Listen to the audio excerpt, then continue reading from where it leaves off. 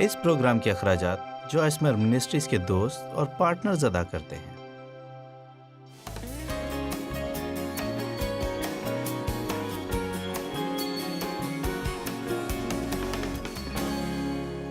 آج ہم منفرد ہونے کی دلیری رکھنے کے بارے میں بات کریں گے۔ آمین۔ میرا ایمان ہے کہ جب ہم اپنی ایمانداری سے سمجھوتا کرنے کے لیے بہت دفعہ کسی طرح کی آزمائشوں میں سے گزر رہے ہوں تو میرا ایمان ہے کہ یہ صرف دشمن کا حملہ ہی نہیں بلکہ میرے خیال سے بعض دفعہ خدا جیسے پیچھے کھڑا ہو جاتا ہے اور یہ ہمارے لیے امتحان ہوتا ہے، کیونکہ کچھ اور ہوتا ہے جس کے لیے خدا ہمیں استعمال کرنا چاہتا ہے، لیکن اسے ہمارا امتحان کرنا ہوتا ہے کہ ہم کہاں ہیں تاکہ یقین کر سکیں کہ ہم اسے ٹھیک ہینڈل کر سکیں گے۔ آمین۔ اگر ہم بکھر جائیں کیونکہ دو ایسے پڑوسی ہیں جو ہمیں پسند نہیں کرتے اور آپ کسی بڑی چیز کے لیے دعا کر رہے ہیں، آپ کو اندازہ ہے میں ایک دن اسٹور پر تھی، میں نے کچھ لینا تھا اور ایک عورت میری طرف آئی اور اس نے کہا آپ کا وقت لینے کے لیے معذرت، اور کہا میں آپ سے گلے مل سکتی ہوں، اور مجھے گلے ملی اور کہا جانتی ہیں کہ آپ نے میری زندگی بدل دی۔ اس نے کہا ایک بہت دلچسپ بات ہے، اس نے کہا جب میں نے نجات کا تجربہ پایا تو مجھے کہا گیا کہ جوائس مائر کو نہیں سننا،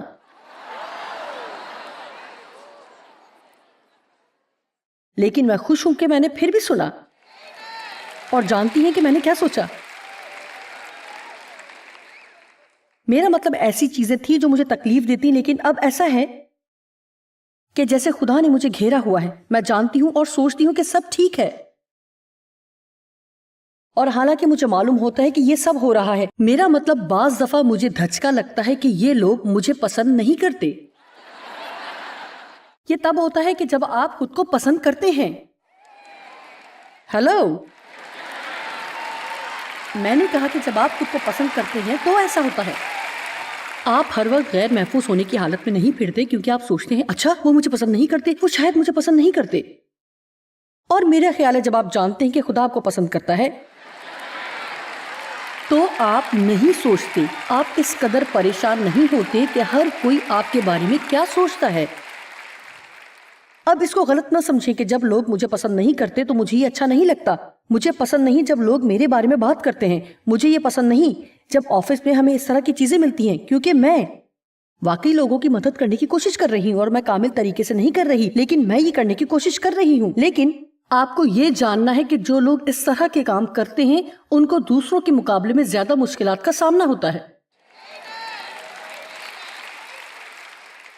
اگر آپ نے صرف یہی کرنا ہو کہ خط لکھ کر مجھے یہ بتانا ہو کہ جب میں تعلیم دے رہی تھی تو میرے جھمکے بہت لمبے تھے،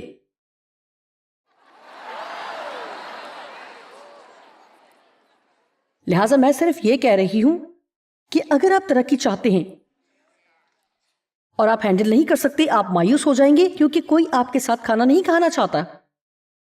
میرا مطلب آپ اس اگلے درجے تک نہیں کر پائیں گے، آپ اگلے درجے تک اسے نہیں کر سکیں گے،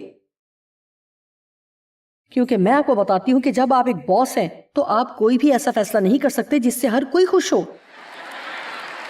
ٹھیک ہے، میری کہانی تب میں میرے خیال سے 28 یا شاید 30 سال کی تھی جب یہ ہوا، اور میری اور ڈیو کے اس وقت 3 بچے تھے، اور ہم ایک گھر خریدنا چاہتے تھے، اور اس لیے میں دوبارہ کام پر گئی۔ ہمارے پاس ایک ہی گاڑی تھی۔ مجھے سینٹ لوئس کے قصبے میں ایک نوکری ملی تھی جہاں ڈیو نے بھی کام کیا تھا، اور ہمارے اوقات بھی ایک جیسے تھے، اس لیے انہیں مجھے لینا اور چھوڑنا پڑتا تھا، اور ہم اکٹھے جاتے کیونکہ ایک اور گاڑی خریدنے کے لیے ہمارے پاس پیسے نہیں تھے۔ پچھلے سالوں میں کافی پیسے نہ ہونے کی وجہ سے اپنے دانتوں کی طرف کبھی اتنی توجہ نہ دے سکی، اور میں اس حالت تک پہنچ گئی جہاں میرے دانتوں کو واقعی بہت کام کی ضرورت تھی، اور اس طرح میں ڈاکٹر کے پاس گئی اور انہوں نے میرے دانتوں کا علاج شروع کیا، اور جانتے کہ جب آپ اپنے دانتوں کا علاج کرتے ہیں تو یہ واقعی بہتر نہیں ہوتا کہ درمیان میں چھوڑ دیا جائے، لہٰذا یہ ایسی چیز ہے جو کہ آپ نے شروع کیا اور آپ کو ضرور ختم کرنا ہے. اس کے لیے $1200 خرچ ہونا تھا اور جو کہ اس وقت بڑی رقم تھی. اور میں ایک کمپنی میں بک کیپنگ کے حصے میں کام کر رہی تھی جو کہ آفس کا کام تھا. اور ہر مہینے میں نے اور میرے باس نے لوگوں کو یہ اسٹیٹمنٹ بھیجنا اور بتانا ہوتا تھا کہ وہ کس حد تک کمپنی کے حصے دار ہیں. اور ایک ایسا صارف تھا جس نے زیادہ ادائیگی کر دی. اس نے بل کی ڈبل ادائیگی کر دی اور اس کے اکاؤنٹ میں زیادہ مقدار میں پیسے تھے.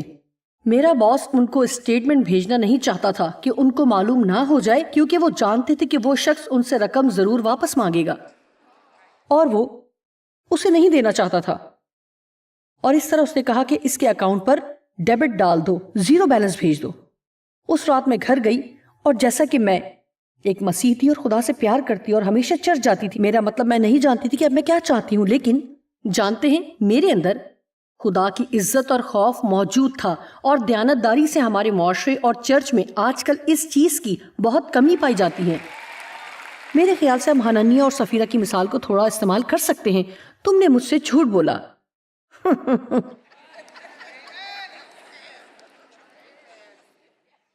جی ہاں، حنانیہ اور سفیرہ نے روح القدس کے ساتھ جھوٹ بولا اور وہ مر گئے، اور لکھا ہے کہ خدا کا خوف کلیسیا پر چھا گیا. میرے خیال سے ہمیں یہ سوچنا بند کرنا ہے کہ جھوٹ بولنے سے کچھ نہیں ہوتا. شادی سے پہلے ناجائز تعلقات رکھنا کچھ غلط نہیں.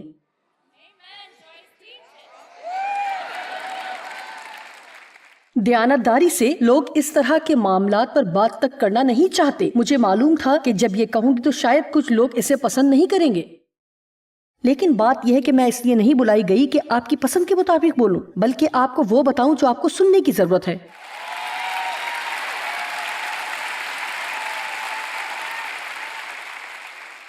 میرا مطلب میں پوری بات بیان کر سکتی ہوں، لیکن میں اس کی گہرائی میں نہیں جانا چاہتی.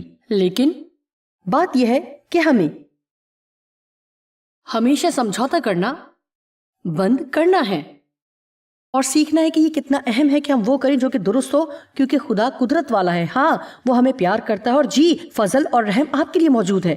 جی ہاں، معافی بھی موجود ہے. لیکن اگر ہم ایسی لاپرواہ زندگی گزاریں گے تو آپ کو قیمت ضرور ادا کرنی ہوگی. اور ایسا ہی ہے. اس طرح میں اسی رات گھر گئی اور میں بہت تکلیف میں تھی کہ میں کیا کروں گی، کس طرح کروں گی، کیا کروں گی اور کیسے ہوگا. میں پہلے سے جانتی تھی کہ مجھے کیا کرنے کی ضرورت ہے. آپ میں سے کتنے جانتے ہیں کہ کیا کرنا چاہیے؟ بعض دفعہ ہم اپنے عمل سے زیادہ ذہین ہوتے ہیں.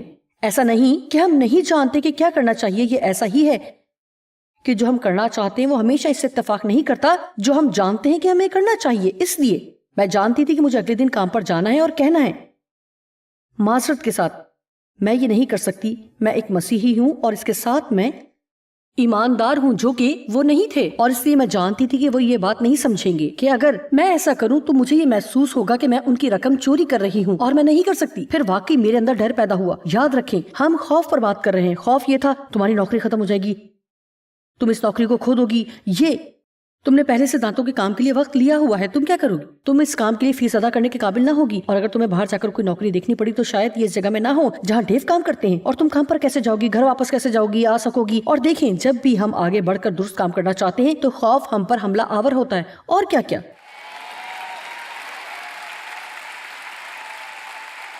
اور یہ لمحہ ہوتا ہے جب ہمیں خدا پر بھروسہ کرنا ہوتا ہے اور کہنا ہوتا ہے، اگر ایسا ہوا تو میں پریشان نہیں ہوں گی. اگر تیرا کلام سچ ہے اور میں درست کروں تو ضرور تو میری حفاظت کرے گا، تو مجھے سنبھالے گا. جب تو سیلاب میں سے گزرے گا تو ڈوبے گا نہیں، جب تو آگ میں سے گزرے گا تو آگ تجھے نہیں جلائے گی، کیونکہ میں تیرے ساتھ ہوں. لہٰذا اگلی صبح میں آفس جلدی چلی گئی، کیونکہ وہ اکثر ہی جلدی پہنچ جاتے تھے اور میں کانپ رہی تھی. اور میں ان کے آفس میں گئی. میں بہت زیادہ گھبرائی ہوئی تھی اور میں نے کہا، ان کا نام لیا اور کہا، میں نے کہا، میں ایسا نہیں کر سکتی، میں جانتی ہوں کہ آپ ایسا پسند نہیں کریں گے جیسا آپ نے کہا. میں اس شخص کے اکاؤنٹ سے ایسا نہیں کر سکتی. میں نے کہا، مجھے ایسا لگ رہا ہے کہ میں ان کی رقم چوری کروں گی، اس لیے ایسا نہیں کر سکتی. اس طرح مزید یہ کہا کہ میں ایک مسیحی اور ایک ایماندار ہوں اور میرا ایمان ہے کہ ایسا کرنا بہت غلط ہوگا. اور انہوں نے ایسا کہا اچھا اپنی جگہ پر جاؤ اور اپنا کام کرو. لہٰذا میں پورا دن یہ امید کرتی رہی، مکمل طور پر یہ سوچ رہی تھی کہ وہ مجھے نکال دیں گے. آفس بند ہونے سے کچھ دیر پہلے وہ آئے اور انہوں نے میری ٹیبل پر یہ لکھ کر زور سے مارا اور کہا اس کو چیک بھیج دو. اور اس طرح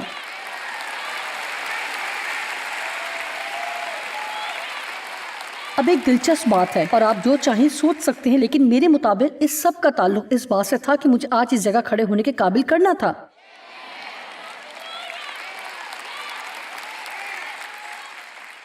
دیکھیں، آپ نہیں جانتے کہ آپ کیا کھونے والے ہیں. جو خدا آپ کے مستقبل میں کرنا چاہتا ہے، اگر ابھی آپ سمجھوتا کریں گے، اگر آپ ابھی قدم نہیں اٹھائیں گے تو پھر خدا بڑے درجے پر لے جانے کے لیے آپ پر بھروسہ نہیں کر سکتا، جہاں آپ پر زیادہ دباؤ اور زیادہ تکلیفیں آئیں گی. اچھا قصہ مختصر، اس نے کسی اور کو یہ کمپنی بیچ دی اور اس کے بعد کافی سالوں تک وہ مجھے کرسمس پر تحفہ بھیجتے رہے اور کمپنی میں میرا عہدہ بڑھ گیا، یہاں تک کہ بالآخر میں پوری کمپنی کی سیکنڈ انچارج بن گئی. میں گودام اور تمام ٹرک ڈرائیورز اور کمپنی کی ہر چیز کو دیکھتی تھی. اور ایک بات تھی، میں اتنا بھی نہیں جانتی تھی کہ میں کیا کر رہی تھی. اور خدا، اگر آپ صرف پورے دل سے اس کی خدمت کریں اور وہ سب کریں جو ایک دیانتدار شخص بننے کے لیے کرنا ہوتا ہے، تو خدا آپ کو ایسی جگہ پر لے کر جائے گا جہاں قدرتی طور پر آپ کی قابلیت بھی نہ ہوگی. آج کل بہت زیادہ سمجھوتا کیا جاتا ہے، میرا مطلب ایسے پیشے بھی ہیں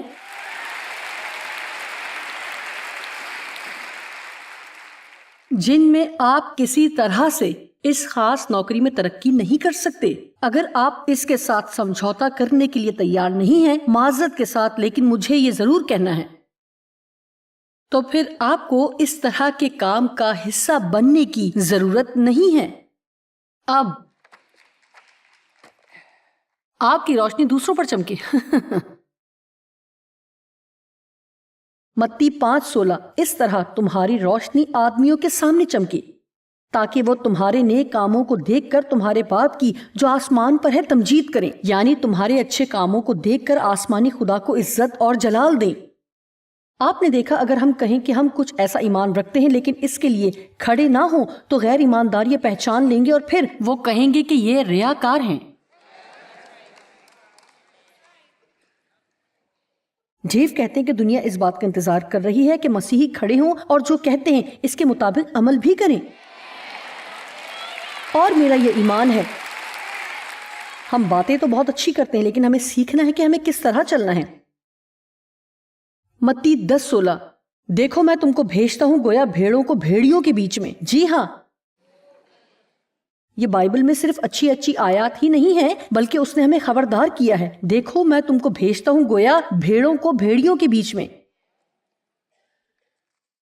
پس سانپوں کی مانند ہوشیار اور کبوتروں کی مانند بے آزار بنو. اب یہ کہ بائبل بہت سے زبردست ناقابل یقین مرد اور خواتین سے بھری ہوئی ہے جنہوں نے بڑے کام کیے، اور اس کے علاوہ صرف آپ کو ان چیزوں کے لیے بائبل ہی میں نہیں جانا پڑے گا. مارٹن لوتھر کنگ کے بارے میں آپ کا کیا خیال ہے کہ اس نے کیا کیا؟ اور دیکھیں کہ جو اس نے کیا اس کے لیے اسے کتنی دفعہ جیل جانا پڑا، اور بالآخر جو اس نے کیا اس کے لیے اسے اپنی جان دینی پڑی. لیکن جانتے ہیں کہ جو اس نے کیا آج ہم اس سے ہر چیز کے اچھے فوائد دیکھ رہے ہیں.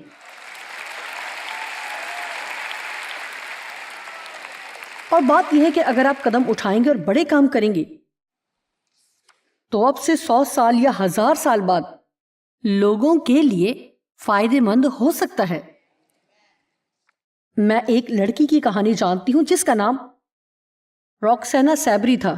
شاید ٹھیک نہیں کہہ رہی، لیکن وہ ایک امریکی صحافی تھی جو کہ ایران میں گرفتار ہوئی، جس کو جاسوسی کے جھوٹے الزام میں 100 دن تک حراست میں رکھا گیا. وہ ایران میں 6 سالوں سے ایک کتاب کی ریسرچ کے لیے رہ رہی تھی تاکہ وہ ایرانی معاشرے کی زیادہ مکمل اور متوازن تصویر کشی کر سکے۔ پھر دباؤ میں آتے ہوئے اور 10 اور 20 سال کی قید اور پھر موت کی سزا کے خوف سے اس نے ایک جاسوس ہونے کا اقرار کیا۔ اس نے جلد ہی یہ جان لیا کہ یہ میری غلطی تھی، اور یہ جانتے ہوئے کہ اس سے اس کی آزادی میں رکاوٹ ہوگی اور بجائے آزاد ہونے کے اسے 8 سال کم قید ہو جائے گی، اس نے اپنے اقرار سے انکار کر دیا، یعنی منکر ہو گئی۔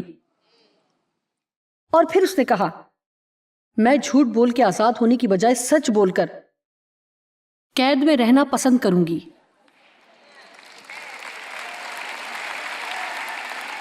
واو! اور اس نے کہا، میں نے سیکھا ہے کہ لوگ میرے جسم کو تکلیف دے سکتے ہیں، شاید وہ مجھے قید میں ڈال سکتے ہیں، لیکن مجھے ان سے ڈرنے کی ضرورت نہیں جو میرے جسم کو دکھ دیتے ہیں، کیونکہ جب تک میں اجازت نہ دوں وہ میری روح کو دکھ نہیں دے سکتے۔ یہ بہت اچھا ہے اور آپ بھی کر سکتے ہیں۔ آپ اپنے اسکول میں کچھ کر سکتے ہیں، آپ اپنے پڑوس میں کچھ کر سکتے ہیں، آپ اپنے چرچ میں کچھ کر سکتے ہیں۔ اگر ہم بائبل میں دیکھیں تو دانیل اور ان کے دوستوں کے لیے کیا کہیں گے؟ میرا مطلب کچھ بہت ہی اچھی مثالیں ہیں۔ دانیل 1:8 آیت مجھے بہت پسند ہے۔ لکھا ہے، لیکن دانیل نے اپنے دل میں ارادہ کیا کہ اپنے آپ کو شاہی خوراک سے ناپاک نہ کرے گا۔ مجھے یہ پسند ہے۔ آپ کو اپنے دل میں فیصلہ کرنے کی ضرورت ہے، میں ہمیشہ سچ بولوں گی۔ اگر آپ جوان ہیں، اگر آپ ایک نوجوان لڑکا یا لڑکی ہیں تو کہیں کہ میں شادی سے پہلے ناجائز تعلقات نہیں رکھوں گی۔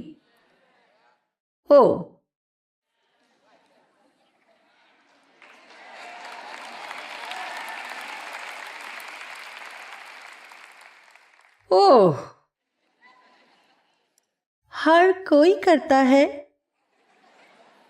جی ہاں، یہی تو سب سے بڑا مسئلہ ہے کہ ہر کوئی ایسا کرتا ہے۔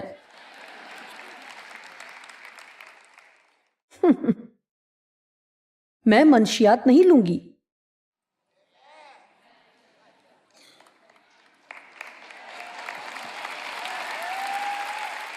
میری پوتی 15 سال کی ہے جس کا نام ایملی ہے، اور وہ کافی حد تک میری طرح ہے، اس لیے میں نہیں جانتی کہ تب کیا ہوگا جب، میرا مطلب بہت زیادہ جذباتی ہے۔ اور کسی لڑکی نے اسے اسکول میں پوچھا کہ وہ منشیات نہیں لیتی اور اس نے کہا کہ نہیں۔ لڑکی نے کہا، کیا تم مستقبل میں لوگی؟ اور اس نے کہا نہیں۔ اس نے کہا، کیا جب تم کالج میں جاؤ گی تب بھی؟ نہیں۔ اس نے کہا، کیوں نہیں؟ اس نے کہا، کیونکہ میں بے وقوف نہیں ہوں۔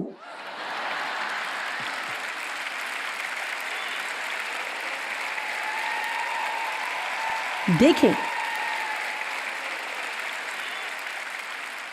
بات یہ ہے کہ کیا ہم اس لیے سمجھوتا کریں کہ ہر کوئی کر رہا ہے، لیکن ہر کوئی اس برے فیصلے کی قیمت ادا نہیں کرے گا جس نے آپ کی زندگی کو برباد کر دیا۔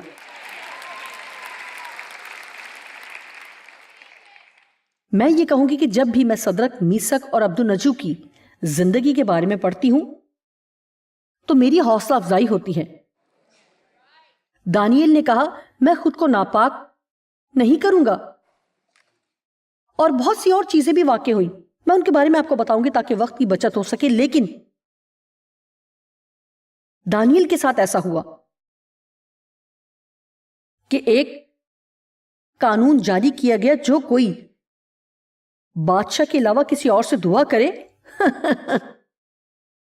یا کسی اور کو سجدہ کرے وہ شیروں کی مان میں ڈالا جائے۔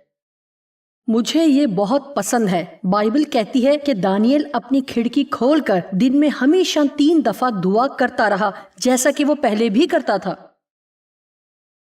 آپ نے دیکھا کہ کیوں یہ اتنا اہم ہے۔ اس نے کہا، میں تھوڑا سا بھی سمجھوتا نہیں کروں گا، جو تو کر سکتا ہے میں اس کے بارے میں بالکل پریشان نہیں ہوں گا، جیسا میں ہوں ویسا ہی رہوں گا۔ مکمل طور پر اپنی ذات میں ایک مسیحی ہوں، میں اس پر معذرت نہیں کروں گا، میں اس بارے میں خاموش نہ رہوں گا، میں اس سے شرماتا نہیں۔ اور آپ جو کچھ بھی کر سکتے ہیں وہ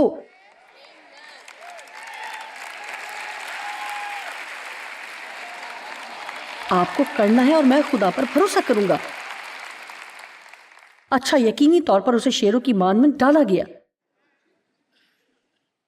وہ لیٹ گیا، تھوڑی جھپکی بھی لگائی۔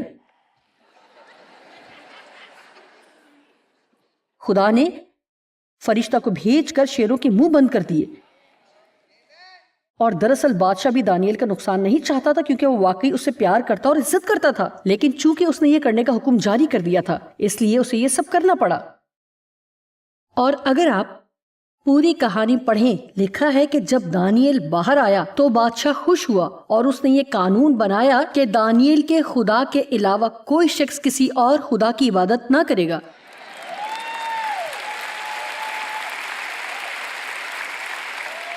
لہذا یہاں پیغام کیا ہے؟ پیغام یہ ہے کہ اگر ہم کھڑے ہو جائیں اور جو ہمیں ہونا چاہیے وہ بنے تو ہماری گواہی کے باعث لوگ مسیح پر ایمان لے آئیں گے۔ آپ سن رہے ہیں؟ جی، وہ آپ کا مذاق اڑا سکتے ہیں، وہ آپ پر باتیں کر سکتے ہیں، آپ کو رد کر سکتے ہیں، لیکن جب بہت بڑا دھچکا لگے گا تو وہ جانیں گے کہ وہ اپنی زندگی میں جواب کے لیے کس کے پاس جا سکتے ہیں۔ اور ہم اپنے معاشرے میں ایسے دور سے گزر رہے ہیں جہاں لوگ اپنے جواب کے لیے بہت بے چین ہیں، اور آپ یقین کرنا چاہتے ہیں کہ آپ نے کسی ایسے شخص کو قیمت ادا کی ہے جس کے لیے وہ محسوس کریں کہ جس کے پاس ضرورت کے وقت وہ آ سکیں۔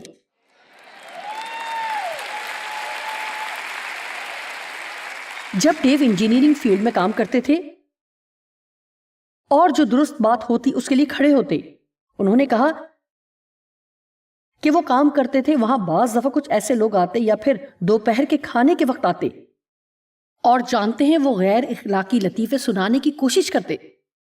اور مثال کے طور پر بتاتی ہوں کہ انہوں نے ایک شخص سے کہا، آپ ایسا کیوں کرتے ہیں؟ میں اس طرح کی چیزیں نہیں سننا چاہتا۔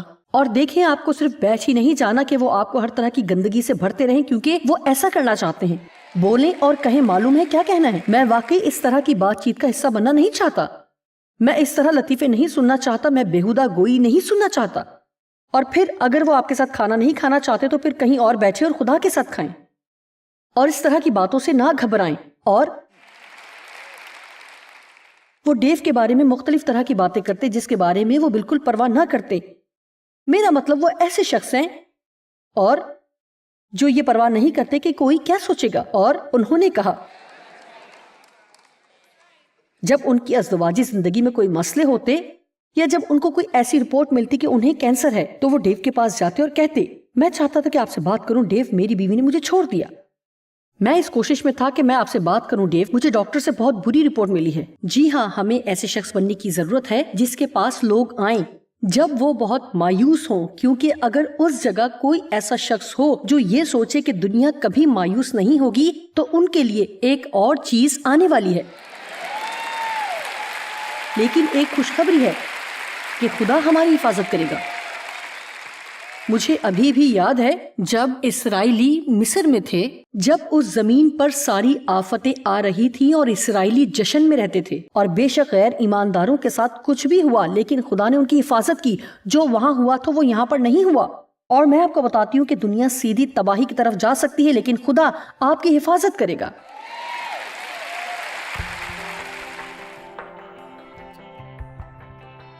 جانتے ہیں کہ ہماری زندگی میں خوف واقعی ایک مسئلہ ہے، لیکن ہم نے اسے اجازت نہیں دینی۔ میرا ایمان ہے کہ خدا ہمیں حوصلے سے بھرے گا، جو ہمیں کسی بھی خوف کے خلاف کھڑا ہونے میں مدد کرے گا اگر تو ہم اس سے مانگیں گے۔ بائبل کہتی ہے کہ جو ہم میں ہے وہ اس سے بڑا ہے جو اس دنیا میں ہے۔ میں آپ کو یہ بتانا چاہتی ہوں کہ آپ جرأت مندی سے رہ سکتے ہیں، آپ کی زندگی زبردست ہو سکتی ہے۔ آپ ان چیزوں کا سامنا کریں گے جن کا سامنا کرنے کا آپ نے کبھی سوچا بھی نہ ہوگا، اور آپ ایسے کام کریں گے جو آپ نے کبھی نہ سوچا ہوگا کہ آپ کر سکیں گے۔